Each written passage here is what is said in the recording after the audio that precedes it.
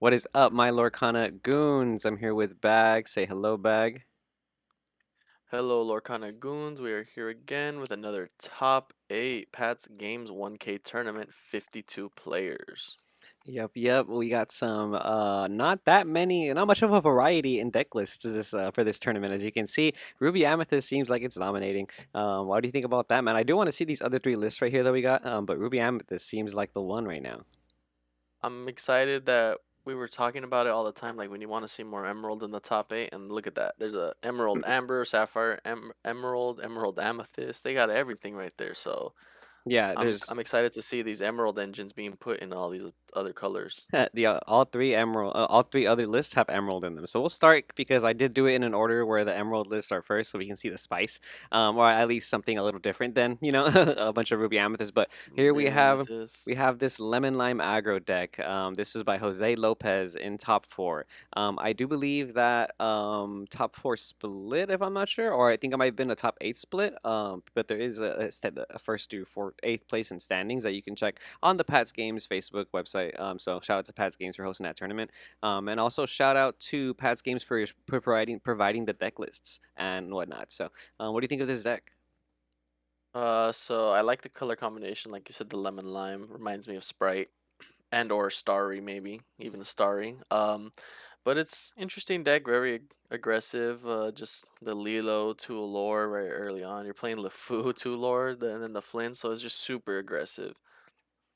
Yeah, so the Lemon Lime aggro deck has been a pretty popular deck since the game first came out. For whatever reason, it didn't see a lot, I want to say, of like big competitive action. I want to even go as far as to say is just recently. This is like the one of the few that I've seen like top in the more recent events. But there is some pretty cool cards in there that I want to mention, like LeFou. It's a two ink character that has two lore. There's not that many two ink characters that have two lore, and LeFou being one of them, I Mhm. think adds a lot of pressure. So that's pretty cool. And then there's also You Have Forgotten Me, which is just broken, and then Just in Time, Time for Justin, I mean, everybody you likes could Justin. also make the case of it being budget beside Rapunzel, because we all know Rapunzel's so expensive. Everything else in that deck looks fairly like attainable. And it's interesting you say that because you would have told me that a month ago. When the game first came out, you would have told me this deck is budget, and I would have been like, "What are you talking about? Lilos are 20 Hmm. 20 to 25. Cusco's are Yeah. $25. Rockstar Stitches are $20. But and then Simba's were like $3 when the game came out. Now when you look at this deck list, it is a lot more accessible. The Simbas are only about $1 now. You can find Cheshire Cats and Flynn still like competitive prices, but you're not going to be paying like as Hmm. much as you were before, especially not for like some of the super rares in here. It really is Rapunzel the one that's really And like the leader of the deck. Yeah, especially not for that Lilo anymore. I remember when the Lilos were like 20s. yeah, So now man. they've dropped considerably, and I think this deck is a pretty strong deck. I might try this in one of my gameplay videos, just because it looks similar to what we've been trying out on ladder, and I like the aggressiveness that you get for putting in that amber. All right. So we'll go into our next list. This is going to be a Emerald Sapphire from Dan Ward the Sapphire. third. Top four. Pat Games 1K. I like this deck. We've played this deck before on ladder together. You used a similar Hmm. version of this deck on one of the videos you just did. I actually have this deck in real life for the same reason you just mentioned. How this deck is extremely affordable. I was able to make this deck for around $100, maybe a little bit more. But even now, the Hans card has fallen at less than $10. Cusco's are up there, they're gonna stay up there. But realistically, that's really all you're paying for. Everything else just looks like bulk starter deck cards. Hmm. I love this deck. This deck feels I love extremely Eye of the powerful. Fates. Eye of Yeah. the Fates is crazy. hmm It's puts on a lot of pressure. We were watching a top 8 yesterday, actually, a live stream top 8, and that we didn't see the Eye of the Fates really get utilized, but we know the potential of Eye of the Fates, and especially in a deck like this with all those characters, those early on characters, and the Aurora that already has two lore, even with the Cheshire Cat, like even with like your one drops, it threatens a lot of lore. Yeah, I really feel like this deck is underrated for like tournament play. I really like seeing it in the top eight. There's this person does play three Detective Mickey, which I noticed, which is a little different in this build. Usually I don't see builds play that as like a three in character. I personally play like two Grand Matala myself. The Fates, like you mentioned, gives cards like that a lot more value. You know, Mickey usually stays on the board anyways because it's a card with the character with three willpower. So when you have Eye of the Fates, you're able to combo it off and make sure and make your Mickey quest for two lore when you know when it should. So I definitely think Eye of the Fates is a card that is currently not utilized to its full potential, but I love seeing it in top meta play. Yeah, it definitely makes your ramp cards more threatening, Hmm. especially like the Grammatala, like you said you play, Hmm. leaving that on board where you can just quest for two, or you trade into it, and it just becomes an extra ink for them. At that two, once you add that second lore in there, they for sure want to get rid of it ASAP. Yeah, if you don't know what this deck does, it's really just ramping into into five ink that you can utilize. You don't even ramp in some of the builds. You don't even play Grammatala or Mickey. You just kind of do it naturally, and then by the time you get to your five ink, you don't have to ink anymore. So you're just playing Cusco, Mad Hatter, Aurora, Maleficent, and it's just a lot of pressure back to back to back to back. And if you have Eye of the Fates on top of that, all of those characters are questing for four lord, three lord, even two sometimes when they don't need to, and it's such an aggressive deck. Very, very, very skillful to pilot as well. I don't think it's like super like generic either. Like when you play it out, sometimes you have to make like awkward trades or kind of find your win condition, but sometimes you really are just stop decking. So it's an interesting deck. Yeah. Oh, I'm And sorry. if you want to see some gameplay on this, we actually did a video of this last week where I did a similar budget type list of the Emerald Sapphire. So you guys can go ahead and check it out if you want to see how the deck more or less plays, and a little bit breakdown of what cards are actually the ones that are going to take you a little bit of time to obtain. But with a build like this, it looks a little more budget than the ones that we had previously. Yeah. But with that being said, let's go into the next list, Emerald Amethyst. Another list that we have on the channel, I believe, where I was playing. Or not yet, actually. Maybe we need to do that one. We need to probably do the Emerald Amethyst on this channel. But in this list right here, we got the Olaf. I love Olaf, the 1-3. Definitely strong. Emerald doesn't have its own 1-3, but I don't think they're screaming for a 1-3 right now because they're playing the Amethyst right now, so you can get that 1-3 from other colors. So I love the Olaf in there. And it combos off good with a Morgana, which is not in here actually, which is interesting. This is Yeah. one of the lists I've seen without it. No Meg. But it's still a good card to trade off with that 3 health to trade into 1/1s. And then we got Pascal. What do you think about the list?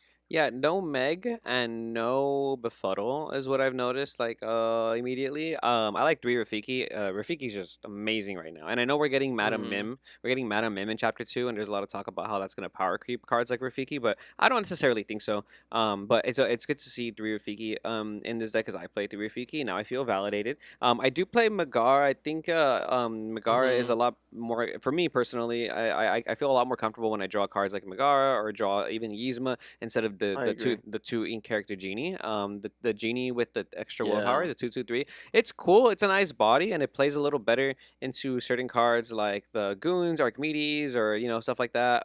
But I don't like it into cards like Gaston. I don't think it does a lot against a lot of three drops Yeah. either. It loses out to Rafiki in the mirror or in the ruby amethyst, and there's just certain things where like I feel like the tooth strength isn't good into cards that like because like Rapunzel is a very strong card in the format right now too, and a lot of Mm-hmm. times like dealing two damage to a character or like well you really want to be aggressive with this deck, right? So questing with the genie. And having that your opponent be able to take that two damage on whenever if they choose to it is a little bit kind of it's not my favorite thing to do. So I do minimize Yeah. on like playing like certain two drops. I want to see them, but I don't think I necessarily want something like Genie. That's why I like Megara because yeah, this is the same Mm-hmm. situation, but like you get the extra value when you play her on the board, Yeah. which which usually can like kind of even out the game state a little bit before you start questing your stuff. So, but that's just my opinion. Obviously this person found success, so Hmm. congrats to Micah for your top eight on the Emerald Amethyst. Yeah. This deck is extremely powerful. This deck is so good, honestly. And let us know in the comments if you happen to see this video, Micah, if the genie worked out for you better than the Megara. If you just didn't like the Megara, I'm interested to know because Yeah. personally, I feel like this list I would try it with the Megara instead of the genie as well, just because it combos off better with the Olaf. Yeah, maybe there's something I'm missing that I didn't mention that that you did in the plays and whatnot. So I would love to hear opinions. Anybody who topped these events, love to hear the opinions. But let's get on to our five Ruby Amethyst. We have five Broom Mm. Goons in this top eight. Okay, so this is Tulio Soria Vader, your first Broom Goon over here playing Ruby Amethyst. Obviously, we got two brooms. I don't see a Mickey here, so we like to see that. I'm not a fan of Mickey myself. I actually just started practicing to play Ruby Amethyst on ladder a little bit, and now I kind of do understand the ins and outs of the deck. But if you notice, this person's only playing one Elsa. Very interesting. I don't know if that's necessarily because it's budget or if it's just maybe you didn't acquire, or maybe you just didn't want to find the room for them. But there's also only two Maleficent Dragon, and then he is playing two Doctor Facilier, which we don't really see. And yeah, Yeah. we don't really see in Ruby Amethyst deck. So I even want to go as far as to say is maybe this might be a budget list. Maybe this person is doing This is this. spicy though. Yeah, or maybe they just don't want to play multiple Elses. You don't need to, obviously, to get a top eight. So that's kind of cool. Oh, and then he's playing both. I didn't even notice he's playing both Faciliers. He's playing the Facilier right there with Yeah, the of course. two He in would have to character. shift into it. Yeah, so he has the ability to shift into it as well. That's always nice. And then three Ursula. I'm telling you, man, everybody's sleeping on Ursula. Yeah, It's a Ursula's really good crazy. legendary. Yeah, super good legendary, man. I don't think the card is gonna like lose style either, like anytime soon. I definitely think that making your opponent lose a lore and you drawing a card, those are that's a very strong effect, right? And then the three lore with the two, but with the eight health willpower, it's kind of crazy. Yeah, other than that, there's also a four pack of Jafar in there. Jafar is seeing a lot of relevancy right now, so that's kind of interesting. It is a big body that's hard to get rid of in a lot of aggro decks, so I can understand why you're maxing out on Jafar. Very interesting.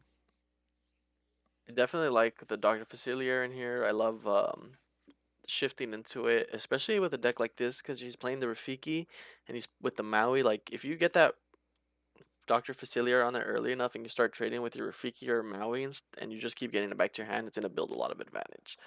But like you said, I do believe it might have been maybe a budget list because just the one else, or maybe he just was really worried about the uninkables and just felt that Ursula gained more advantage. True, could be, could be. We'll go on to our next Broom Goon. We got another Ruby Amethyst right here from Ricardo Cruz in top four, though. Congrats to you on your top finish. This one is a little bit more consistent to what we've seen before. One pocket watch, one cauldron, two mirror, one shield. You got to play all the items, in my opinion. I think all the items is just the way to go, right? I can't wait. You So, definitely got to play the evasiveness as well. I love the Pongo and Goofy in there. I love the addition of both of them. oh yeah. Like, I think it's really strong. I can't wait to see what Chapter 2 does to this deck because we're getting more Amethyst items that are even better, and we'll probably see them in this deck. But yeah, Evasive's kind of Mando in my opinion right now for this deck because you run into a lot of Emerald Amethyst mirror matches. You run into a lot of mirror matches in general with Ruby Amethyst, and when you have evasive characters, the opponent is forced to use stuff like Dragonfire, Elsa to kind of stop you from questing constantly, or they have to match it up with an evasive themselves. And let's face it, sometimes you just don't draw it. Sometimes they're better than you and Hmm. they draw it. Sometimes you're better than them and you draw the card first. And that's just how the game goes sometimes. So sometimes you do really got to play a hefty package of evasives. Um, and then other than that, I everything do seems like pretty this normal. next list over here though, the one that we have right here by Trey Ellingsing top four. Oh, I what? love the maxed out Goofies because the other one only had two. I love the Pongo and I love the addition of the double Jetsam. I feel like the Jetsam actually puts in a lot of work. Sometimes it gets played on me and I'm just not expecting it, Hmm. and it's there on board and you just have to deal with it. It's another Pongo essentially with that one extra strength. Yeah, the extra strength really does a lot, I'm sure.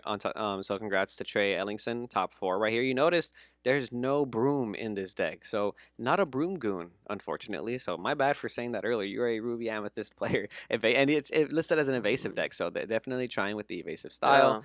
Yeah. I want to see more of this, guys. I want to see Tigger in this deck. I want to see Pascal in this deck. I want to Mhm. see the full evasive package in a top eight soon. So maybe we can get that soon. But we'll go on to our next one because it is another Ruby Amethyst, and it's Gilbert Ooh. Barajas top eight. This one is playing some interesting cards too. We got Oh, Donald Duck. duck. We got the Donald Duck, the two ink Donald. I've seen the two ink Donald Duck used before. Probably for the similar reasoning that you play Genie, right, in the Amethyst Emerald deck, which is like Mhm. the extra willpower contests a lot of cards in the format right now, like the early game. Again, I just don't like it into a hook. I don't like it into a Gaston. So personally, I don't like playing the 2/3s. I Again, wanna say though, the Donald Duck looks like he's saying like why I yada. that's exactly what he's saying. I love the And I look will at the never items in this deck. one cauldron. The one Ursula's Cauldron. Oh, that's That is true. crazy. Yeah, very bold of you, Mr. Barajas, to only play one cauldron. Cauldron's probably one of my favorite cards in this deck, but Yeah. yeah, for you to only play one, hey man, you're leaving it in God's hands now to draw your card. Nah, I'm just kidding. That's good It's though. You just crazy how we go from one of every item in the deck and then we just have one Cauldron. I will give it to the Ruby Amethyst lists. They're all usually a little bit different. You know, that's what's always very Mhm. refreshing about Lorcana and doing these top 8 reviews is that it's never really anything too like super duper consistent. You know what I mean? There's always a little spice every now and then. But we'll go on to our Mhm. next top 8. It might be our last. I'm not sure I lost count because there's so many Broom Goons up in here. But it's another Ruby This Amethyst. is our last one. Ryan Sager, top 8. You are playing 3 brooms. No Mickeys at all in this top 8, actually. So, no Mickey, just brooms. So, super broom goon activity. I love to see it. Not a fan of the Mickey Wayward Sorcerer card in general. I like it as an enchanted, but I just wouldn't play it in this deck.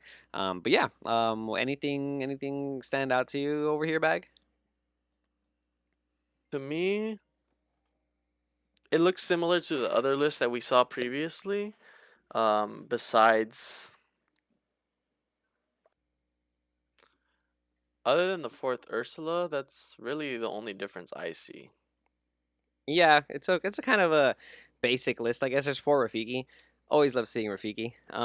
But yeah, congrats to Ryan Seeger here. I can't really say much about this Broom Goon deck other than it looks like a lot of the other lists that we've seen before. Playing all the items like you need to and playing all the cards like you need to. But yeah, congrats to you as well. And that is gonna be it for our top 8 from Pat's Games 1K tournament. This happened yesterday, which was October 14th.